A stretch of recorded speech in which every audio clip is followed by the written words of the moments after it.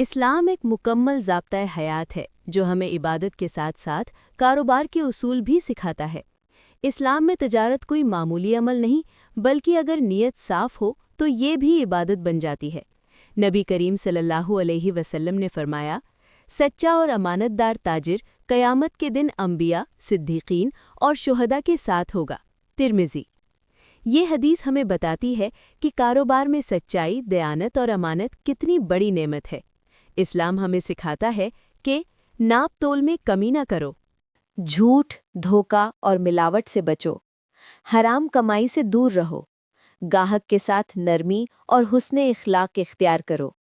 قرآن مجید میں اللہ تعالیٰ فرماتے ہیں، ناپ اور تول پورا کیا کرو اور لوگوں کو ان کی چیزیں کم نہ دیا کرو۔ سورۃ الاعراف۔ یاد رکھو، جو رزق حلال سے کمایا جاتا ہے اس میں برکت ہوتی ہے، اور جو حرام سے ہو وہ وقتی فائدہ تو دے سکتا ہے مگر آخرکار نقصان ہی لاتا ہے۔ اگر ہم اپنے کاروبار کو اللہ کی رضا کے لیے کریں تو وہی دکان، وہی تجارت دنیا بھی سنوار دیتی ہے اور آخرت بھی۔ نیت کی اصلاح۔ کاروبار شروع کرتے وقت نیت ہو، میں حلال کماؤں گا، کسی کو دھوکہ نہیں دوں گا اور اپنے گھر والوں کا حق ادا کروں گا۔ ایسی نیت کے ساتھ کیا گیا کاروبار عبادت بن جاتا ہے۔ 2. نفع میں اعتدال۔ اسلام نفع کمانے سے نہیں روکتا، لیکن ناجائز منافع، ذخیرہ اندوزی اور مجبوری سے فائدہ اٹھانا منع ہے۔ نبی صلی اللہ علیہ وسلم نے فرمایا، جو ذخیرہ اندوزی کرے وہ گنہگار ہے۔ 3. وعدہ پورا کرنا۔ کاروبار میں وعدہ توڑنا ایمان کی کمزوری ہے۔ وقت پر مال دینا، قیمت وہی رکھنا جو طے ہو، شرطیں واضح رکھنا، یہ سب دیانتداری کی علامت ہیں۔ 4. گاہک اللہ کی امانت ہے۔ جو گاہک آتا ہے وہ اللہ کی طرف سے رزق کا ذریعہ ہے۔ بدتمیزی نہ کرو، سخت لہجے سے بچو، مسکرا کر بات کرو، نرم لہجہ کاروبار بڑھا دیتا ہے۔ 5. جھوٹ اور ملاوٹ سے سختی سے بچو۔ نبی صلی اللہ علیہ وسلم نے ملاوٹ کرنے والے کے بارے میں فرمایا، جس نے دھوکہ دیا وہ ہم میں سے نہیں۔ یہ حدیث ہر تاجر کے لیے سخت تنبیہ ہے۔ 6. ادھار اور حساب میں صفائی۔ اگر ادھار دو تو صاف لکھو، وقت مقرر کرو، سختی نہ کرو۔ قرآن نے ادھار کو لکھنے کا حکم دیا ہے۔ 7. کاروبار کے ساتھ عبادت۔ نماز، زکوٰۃ اور صدقہ کاروبار کی برکت کا ذریعہ ہیں۔ زکوٰۃ رزق کو پاک کرتی ہے، صدقہ نقصان کو روکتا ہے۔ 5.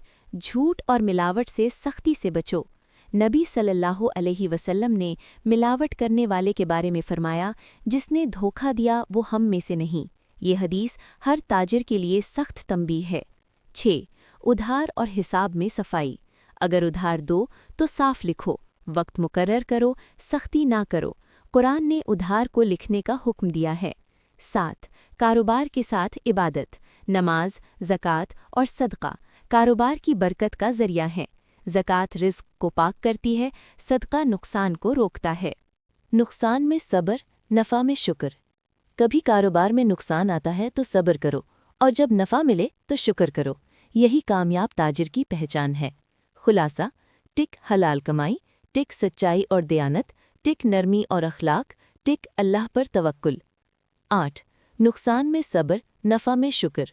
کبھی کاروبار میں نقصان آتا ہے تو صبر کرو، اور جب نفع ملے تو شکر کرو۔ یہی کامیاب تاجر کی پہچان ہے۔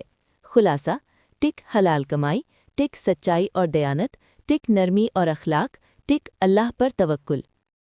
یہ 4 چیزیں ہوں تو کاروبار بھی چمکتا ہے اور دل بھی مطمئن رہتا ہے۔ اللہ ہمیں حلال، صاف اور دیانت دار کاروبار کرنے کی توفیق عطا فرمائے۔ آمین۔ یہ 4 چیزیں ہوں تو کاروبار بھی چمکتا ہے اور دل بھی مطمئن رہتا ہے۔ اللہ ہمیں حلال، صاف اور دیانت دار کاروبار کرنے کی توفیق عطا فرمائے۔ آمین۔